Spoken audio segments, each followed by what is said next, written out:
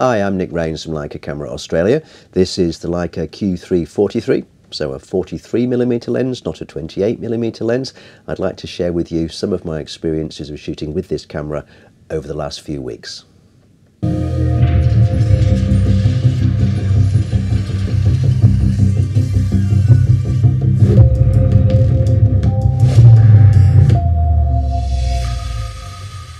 Okay, so what's new?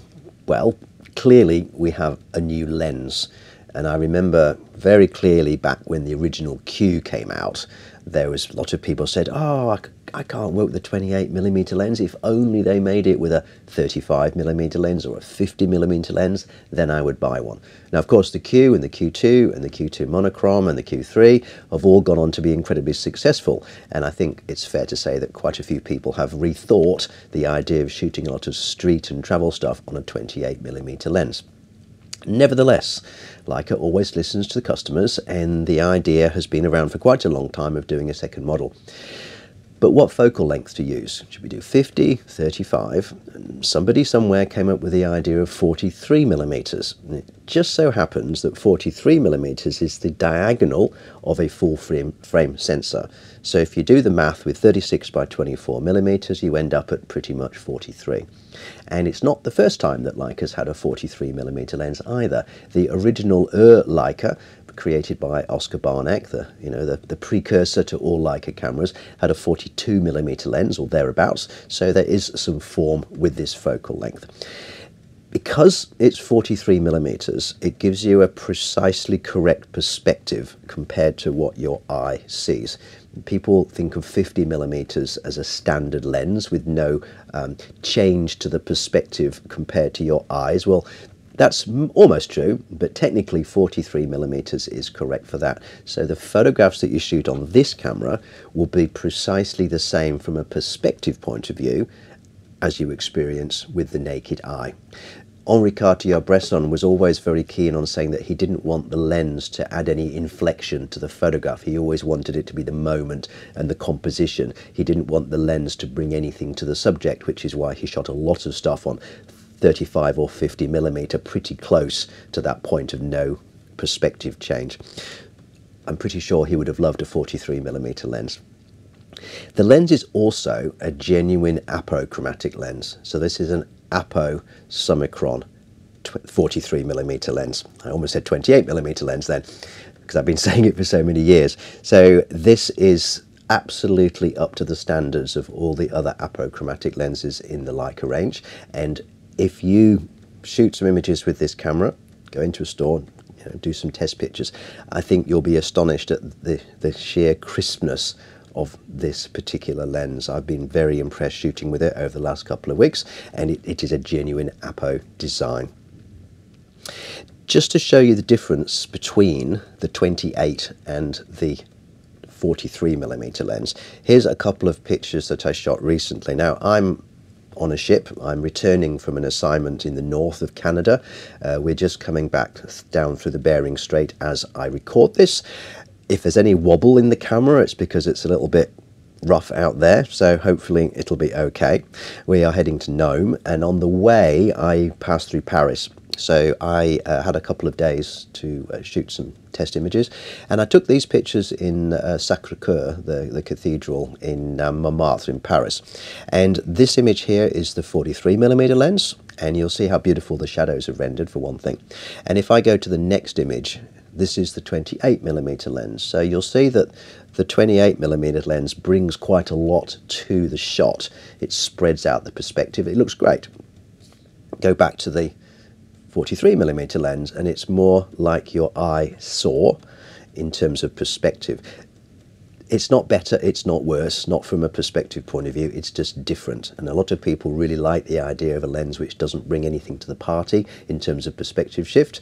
They just want something that's as sharp as humanly possible to build, and with beautiful rendering of the highlights and the shadows, and that's essentially what you've got. The other thing you'll see if I go on to these next couple of images, which are taken of these brass pots, I just wanted to take a picture of with the subject the same size in the frame, but using the two different cameras, because I've got a Q3 with me as well on this trip. So I've changed the subject distance to maintain the image size of the kettles in the frame, and you can see very clearly the background has changed because of the angle of view. So in this shot you can see the waiter in the top right hand corner, but if I go to a shot taken on the 43, which means I've stepped back slightly and I've got a narrower angle of view, you'll see the background is now tightened up and there's no sign of the waiter. So you have this shift of perspective between the two lenses, and that's what you'll need to choose between them essentially.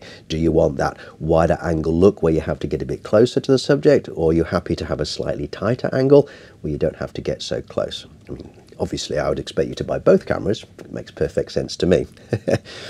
So that's the lens. In all other respects, this camera, except one I'll come to in a minute, is the same. It's the same 60 megapixel backside illuminated sensor that's in the Q3, the SL3 and the M11P, and the M11D now of course.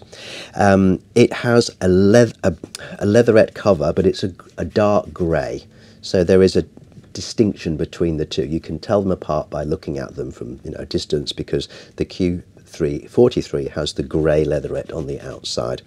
The lens hood is ever so slightly different, and because it's new, it's a little bit snug to get off. Let me just get that off carefully. There we go. And the lens hood on it is ever so slightly less deep, so that's one other difference. But to all intents and purposes, it feels the same. The menus are the same, the controls are the same, the tilt screen on the back is the same. But there is one other thing which is quite a big step forward, which is not obvious at first glance, is when the Q3 was originally released, we noticed that it had a USB-C port for charging, and the question was raised, could that USB-C port be used for an external microphone? I asked this question at the time of release, in fact the time of development, and I was told this would come later in a firmware upgrade. Well, we now have that firmware upgrade for the Q3, and it's built in to the Q343. So you can now use certain microphones from Rode plugged into USB-C, and you can record direct to the camera from a wireless microphone or an external microphone mounted on the hot shoe here. So that's a really nice big step forward. In fact, here's a little clip of me shooting another video for Leica, an explainer video, and you can see on the back of the camera here, you can see the sound levels going up and down as I'm talking, just demonstrating how it's working. I'm using the Rode Go 2, not the Go 2 Pro, but the Go 2 wireless one, and that's what I'm recording on right now. Okay, so we've got a new lens, we've got the ability to record sound on the video, which is not going to be super useful for a lot of people, but for those who want to use the Q343 as a vlogging camera, it's superb, or the Q3 itself as a vlogging camera, that's going to be really quite useful. The new lens, new feature, what's it like to use? I found it to be perfect for a walk-around camera. On this assignment, I've mostly been shooting with the SL3 with the big lenses and the wide-angle lenses. I have a Q3 as a support, so I can shoot with the 100 to 400 and have a second body with the 28. That's a nice little set. But when I'm not using those cameras, when I'm wandering around a village somewhere, or I haven't got the opportunity to carry the bigger camera, or I'm having a day off or something, I have found that the 43 is just the right lens to use. I used to think the Q3 was perfect for that with a 28, but I'm now shifting my thinking to the Q343 being ideal when you've got to commit to one focal length.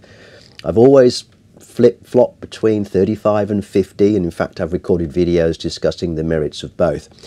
But now we've got a lens right in the middle, and it absolutely appeals to me as a walk-around camera. If you want to do a wide-angle shot, you can just do a little stitch. And of course you can still crop, and it does now crop into 150 millimeters with the same caveats of loss of resolution, just like in the Q3, but it gives you that ability to narrow the focal, the angle of view, let's say. The other question I know I'm going to get asked is, how does the depth of field work compared to the Q3? So I'm going to show you two images here of the two cameras. At f2 on both cameras, and I'm using the same crop mode so that we've got the same angle of view, because you really need to eliminate all the variables when you're trying to do sort of depth of field comparisons, and by using the crop mode on both cameras I'm ending up with the same angle of view, the same framing, and what you'll find is the Q3-43 has less depth of field at the same aperture than the Q3, all other things being equal. Okay, that's because the 75mm setting, let's say on the Q3, is a stronger crop than it is on the Q3-43. So essentially you're working with a bigger sensor, therefore you're going to have less depth of field, and the difference is around about 1.5 to 2 f-stops. So f2 on the Q3 is about the same as f3.5 to 4 on the Q3-43. Okay, so the Q3-43 has a distinctly stronger fall off in the background, and it's a Summicron design as well, whereas the Q3 is a Summilux design, so you're always going to see that little bit of extra loss of contrast in the background as the focus falls off. So you've really got a completely different lens, not just in angle of view, but also in quality of out of focus areas and in depth of field. So it's a very, very versatile lens, great for close-ups, great for portraits, and so on. So let me just go through a few of the images I've been shooting and tell you a little bit about them, and then I'll give you a little summary at the end of the video. This is an image that I've chosen to show you the sheer sharpness of the apochromatic lens. It's just a close-up of some wire cable on a spool with one bit of rope draped over it to give it some contrast. But if I zoom into this fully, you should see the incredible resolution. So this lens is capable of squeezing out every last bit of resolution and acutance from this sensor. It's very equivalent, not the same, but very equivalent of using the APO-50 and the APO-35 on the M11. Now we can't compare directly because they're very different experiences. You know, you've got interchangeable lens camera rangefinder versus a fixed lens non-rangefinder, and it is a different focal length. But in terms of in the realm of sharpness, they are very, very similar indeed. So phenomenally crisp. Then I also love the way that the lens draws the light as well. Again, this is shooting in, where are we? Sisimiut, I think, in Greenland, and I was attracted to the reflection of the light on the upturned hull of the boat. And if I zoom into this here, you'll see very clearly the incredibly crisp texture of the flaking paint. But if I look further to the top of the image, you'll see that lovely fall off there. That's the church in the background, lovely, lovely smooth Summicron fall off that you expect. This was shot at f2. Then moving on, portraits. It's a gentleman we found holding a polar bear skull, and again, if you look at the out of focus background, this was shot at f2 as well, and incredibly sharp on his face, but with a lovely fall off, giving it that three-dimensionality which you expect from Leica lenses. You could have shot this with a Q3. You could either have used the 50mm crop, or you could have stood closer, but it would be a different picture. I found this is a really, really pleasing, it's a comfortable angle of view for me. I really like it. Stop sign in the same town. It's a very bleak part of the world up there. Again, looking at the sharpness of the lens, and then in the background that lovely, lovely creamy fall off of focus to give it that real three-dimensionality. So that's it's exactly what you'd expect from an APO-Summicron lens, with no compromise whatsoever. Another portrait I shot, again f2.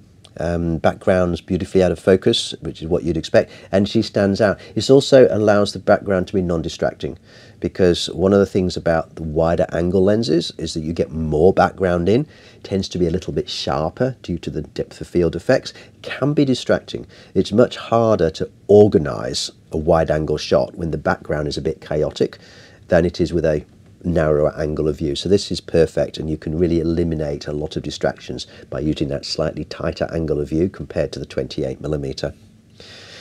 And as I said earlier, if you want to go for a super wide angle view, then why not do a multi-image stitch? So this is 7, I think, images stitched together without changing the exposure or the focus between them, and then you can easily join them together in Lightroom. So if you want a wide angle shot, you can do that quite easily. So where does this camera fit into the camera lineup with Leica? I see it being a companion camera to the Q3 Q3, not an alternative. Having both is kind of ideal. You've got your wide angle for a certain style, and then you've got your non-wide angle. It's neither telephoto nor wide angle for another sort of style, so depending on what you want to do. My rig for my travel photography is often an SL3 with a 100-400 on a sling, and at the same time I'll have a Q3 with me for my wide angle shot. I could have an SL3 with a 24-90, but it's kind of big and heavy. I like the idea of the Q3 being so small. But when I'm not using that setup, I'm going right in the middle, and the Q3-43 just completely nails it for me. It's a real pleasure to put the big cameras away for a while, just take this little chap with you, 43mm lens, and just enjoy looking for those sorts of uninflected images which are just so pleasing. So for me, I will use this as an alternative to my bigger cameras. I don't think I would use it as well as the bigger lens. It all depends on what I'm doing. Go and have a look at one in the store, shoot some test images. You will be amazed by the quality of the lens, and then whether 43 is for you or 28 is for you, that's for you to decide.